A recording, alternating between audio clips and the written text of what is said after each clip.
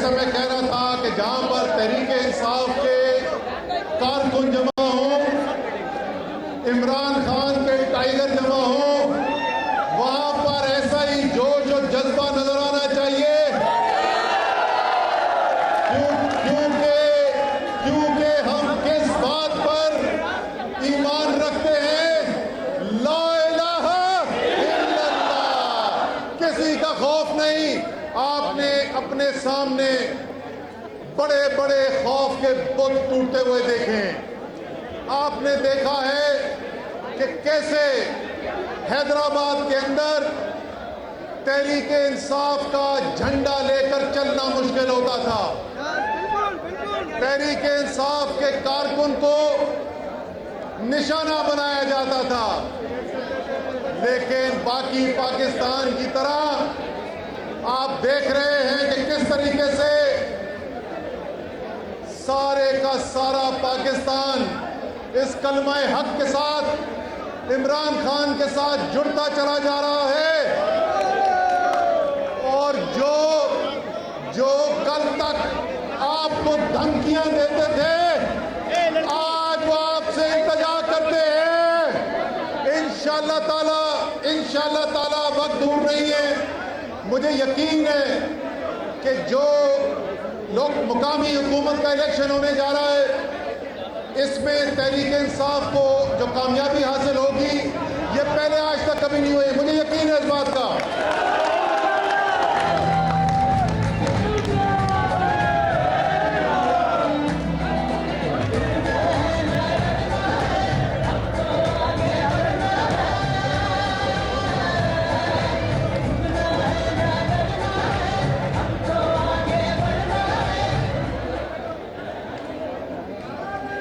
लेकिन ये कामयाबी तो इंशाल्लाह, मुझे इसमें कोई शक नहीं।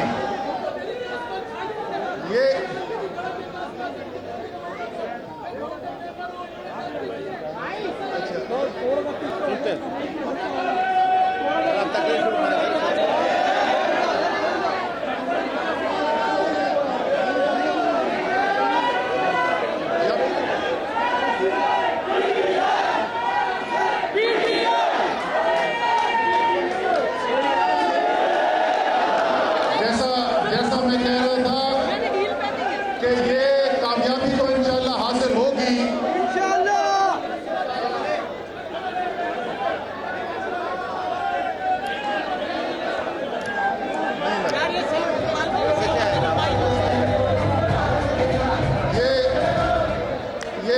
कामयाबी तो हासिल होगी, लेकिन ये निज़ाम जिसके तहत ये इलेक्शन होने वाला है, ये निज़ाम ही फरसूदा है। जो मुकामी हुकूमत को इख्तियारात हासिल हैं सिंध के मुकामी हुकूमत के कानून के तहत,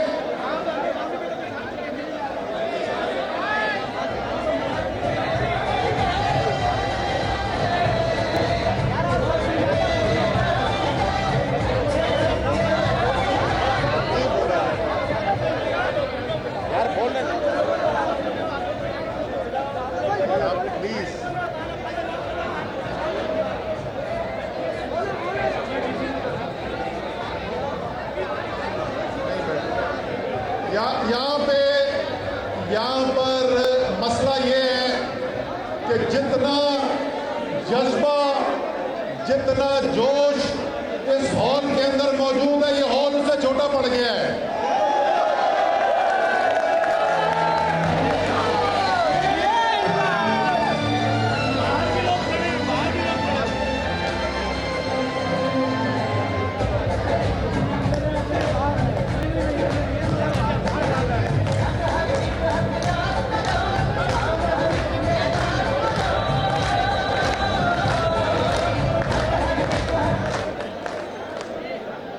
तहरीक इंसाफ ये है क्यों, ये क्या वजह है कि ये मुकामी हुकूमत का निज़ाम पूरा सिंध के अंदर जो है, इसमें कोई इख्तियारात अवाम के पास मुंतकिल ही नहीं होते।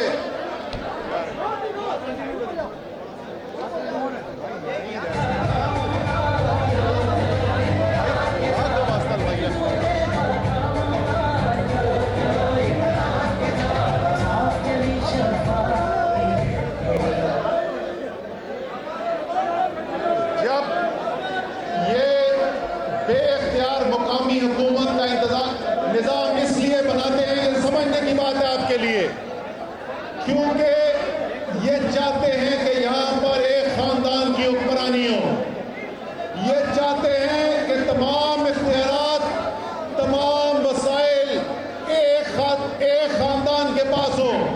उसके बाद सिंध का जो भी शहरी हो, चाहे वो शहरी इलाके से हो या वो दही इलाके से हो, चाहे वो हैदराबाद का हो या वो लाड़काने का हो, उसको अगर कॉलेज में दाखला चाहिए तो इनके पास पर्ची के लिए आए। उसको नौकरी चाहिए तो इनके पास पर्ची के लिए आए। उसको अपनी नौकरी के अंदर तबादला चाहिए तो इनके पास पर्ची के लिए आए। गली बनानी है तो इनकी मरहूने मिन्नत, आपके लिए सड़क बननी है तो इनकी खिदमत करें।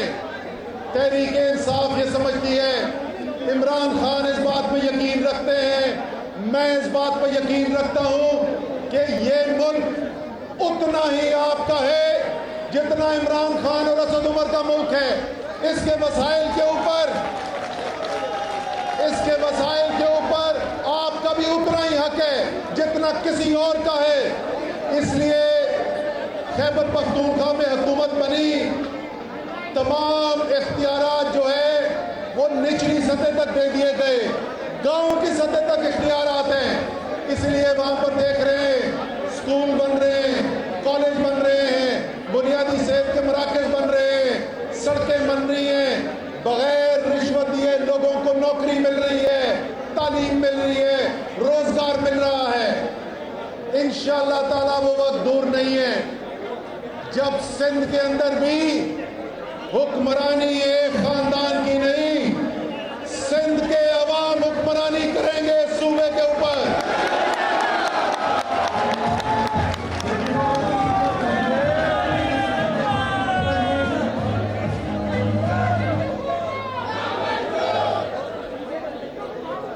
ये जद्दोजहद जो है, ये जद्दोजहद सिर्फ एक सियासी पार्टी के लिए नहीं है, ये जद्दोजहद एक नए निज़ाम के लिए है। एक ऐसा निज़ाम जिसमें खौफ सिर्फ अल्लाह का हो और जिसमें इख्तियार अवाम के हाथ में हो। इस निज़ाम के लिए लड़ाई हो रही है, ये ऐसे निज़ाम की लड़ाई हो रही है, ऐसे निज़ाम के लिए जद्दोजहद हो रही है जिसमें रंग, नस्ल, जुबान में तफरीक नहीं है। इस सूबे ने बहुत बड़ी कीमत अदा की है, इस शहर ने बहुत बड़ी कीमत अदा की है। लोगों में नफरतें पैदा की गई, आपस में तफर्रुका डाला गया, लोगों की लड़ाइयाँ कराई गई, लोगों के घर घर से लाशें उठी हैं सिर्फ सियासत के लिए। लोगों ने अपनी जानें दे दी, लेकिन हैदराबाद में साफ पीने का पानी नहीं आया। हैदराबाद के अंदर निकासी आपका निज़ाम नहीं आया। हैदराबाद के अंदर मौजूद जदीद ट्रांसपोर्ट का निज़ाम नहीं आया। हैदराबाद के अंदर नई यूनिवर्सिटी नहीं बनी, हैदराबाद के अंदर नए अस्पताल नहीं बने, क्योंकि ये सारी की सारी सियासत जो होती रही है, ये सियासत होती रही है आपके, मेरे, हमारे बच्चों के लिए नहीं। ये सियासत के नतीजे में सरे में महल बन गए, सरे के महल बन गए। स्विट्जरलैंड के बैंकों में डायमंड के हीरे के नेकलेस मिल गए, दुबई में टावर खड़े हो गए, लंदन में अरबों रुपए के फ्लैट बन गए, लेकिन नहीं बना तो हैदराबाद के लिए अच्छी सड़कें नहीं बनी, नहीं बना तो साफ पानी के निज़ाम नहीं बना, नहीं बना तो पाकिस्तान के नौजवान के लिए रोजगार के मौके नहीं बने। ये जद्दोजहद अब आखिरी मराइल में है, ये जद्दोजहद अपने आखिरी मराइल में है। 2 मिनट के लिए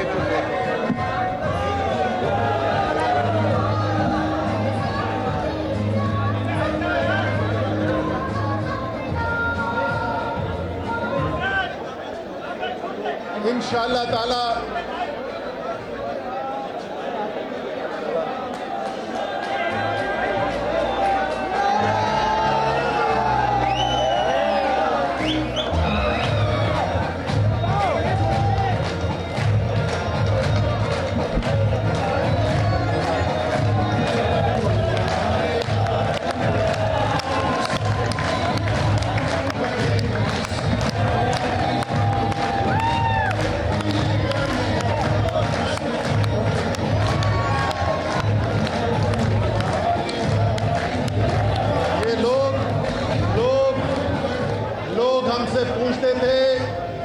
लोग हमसे पूछते थे नया पाकिस्तान कहाँ है।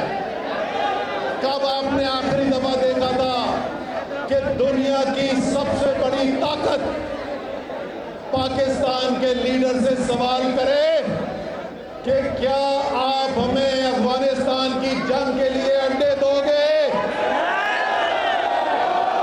और एक दलेर लीडर ने क्या जवाब दिया?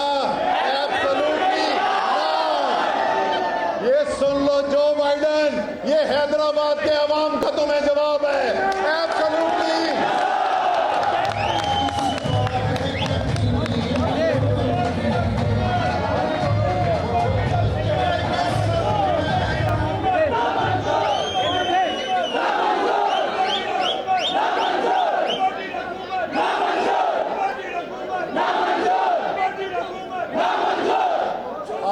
अच्छा यार, ये इससे एक सेकंड मुझे इम्पोर्टेड हुकूमत से याद आ गया। इम्पोर्टेड हुकूमत से याद आ गया। डॉक्टर साहब को भी लगता है वही याद आ गया। मुझे ये बताओ कि इस वक्त पाकिस्तान का सबसे मजलूम इंसान कौन है?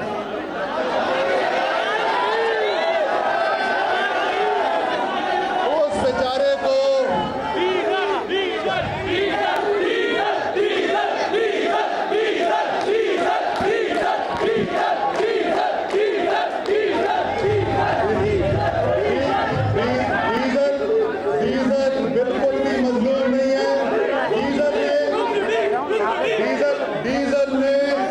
चेरी ब्लॉसम को ऐसी कुर्सी पे बिठाया है, उसको समझ नहीं आ रही निकलूं कैसे यहां से।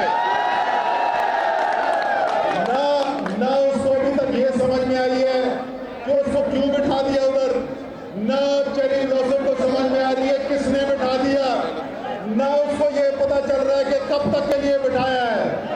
चेरी ब्लॉसम, आपके लिए खुशखबरी है मेरे पास आपके लिए खुशखबरी है। इस वज़ारत-ए-उज़्मा की कुर्सी पर बैठकर आप जिस इज़्तिराब में मुब्तला हैं, उससे आपकी जान छूटने वाली है। आपकी हुकूमत का खात्मा होने जा रहा है।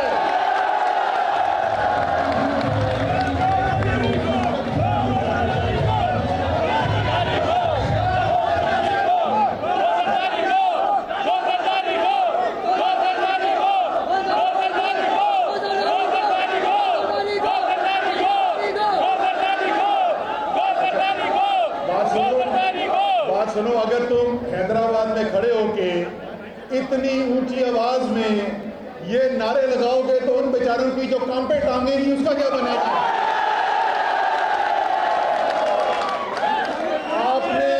आपने अपने सामने पहले खैबर पख्तूनख्वा में फजलुर रहमान और एएनपी का सूरज गुरूब होते हुए देखा। अब आपने अपने सामने पंजाब के अंदर मुस्लिम लीग नून की हुकूमत की सियासत दफन होते हुए देखी है। आपने देखा है कि किस तरीके से कराची में बल्ले ने पतंग काट के रख दी। अब अगली बारी है हैदराबाद की। बल्ला हैदराबाद आ रहा है। बल्ला हैदराबाद से चलेगा, वदील भी जाएगा, दादू भी जाएगा, लड़काना भी जाएगा, सखर भी जाएगा, गोटकी भी जाएगा। इंशाअल्लाह ताला जल्द जनरल इलेक्शन होगा और पूरे सिंध में बल्ला ही बल्ला नजर आएगा।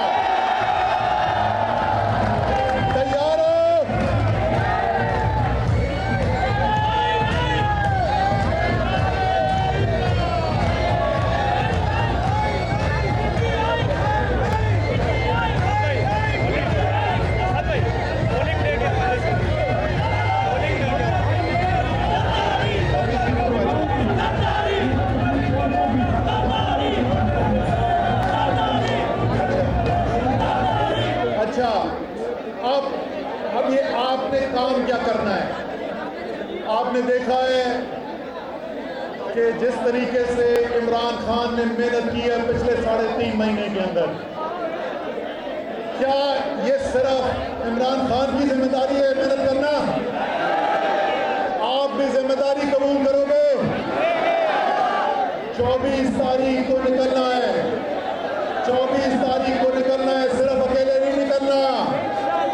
अपने दोस्तों को, रिश्तेदारों को, मोहल्ले वालों को लेकर निकलना है।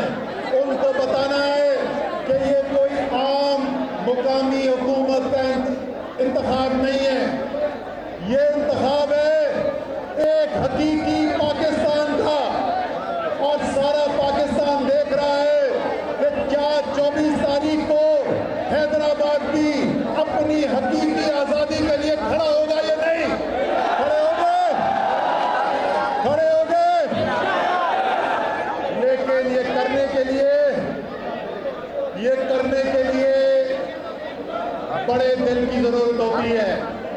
जब इतने बड़े बड़े माफिया से मुकाबला हो तो बिला खौफ होकर मुकाबला करना पड़ता है। तो ये याद रखो, तुम्हें सिर्फ याद दिलाता हूं कि हमारे आबा व अजदाद जिस वक्त पाकिस्तान की तहरीक के लिए जद्दोजहद कर रहे थे, जिस वक्त पाकिस्तान बनाने के लिए निकले हुए थे, तो उनकी जुबान पर कौन सा नारा था? अगर वही नारा आपकी जुबान पर भी होगा, आपके दिलों में भी होगा, इंशाअल्लाह ताला फतेह आपकी होगी। सवाल आखिर में, एक सेकंड, आखिर में मैं 2 सवाल पूछूंगा। मैं सवाल पूछूंगा, जवाब आप देंगे। तैयार हैं? पाकिस्तान का मतलब क्या